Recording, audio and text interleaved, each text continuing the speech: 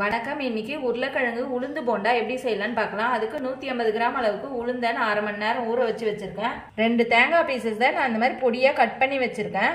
4 பச்சை மிளகாய் பொடியா கட் பண்ணது, 20 மிளகு வச்சிருக்கேன். ஒரு உருளைக்கிழங்க வேக வச்சு தோல் எடுத்து வச்சிருக்கேன். உளுத்தம்பருப்புல இருக்க தண்ணி எல்லாம் வடிச்சு எடுத்துட்டு மிக்ஸி ஜார்ல போட்டு அரைச்சு எடுத்துக்கலாம். உளுந்து கூடிய உருளைக்கிழங்க பொடியா கட் பண்ணி போட்டு அரைச்சிக்கலாம்.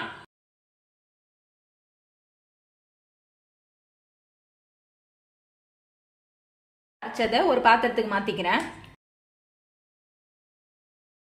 தேவையான அளவுக்கு சால்ட் சேர்த்துக்கிறேன்.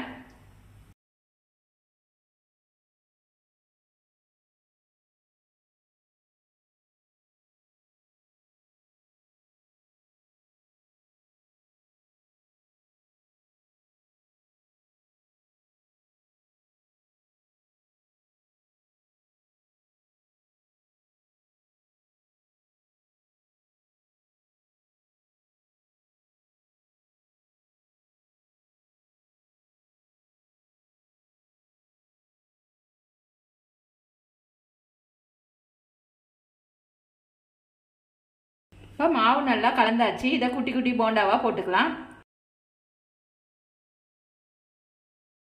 நீங்க ஒரு பவுல்ல தண்ணியை தொட்டுட்டு போடுங்க. கோல்டன் ப்ரௌன் ஆன பிறகு எடுத்துடலாம்.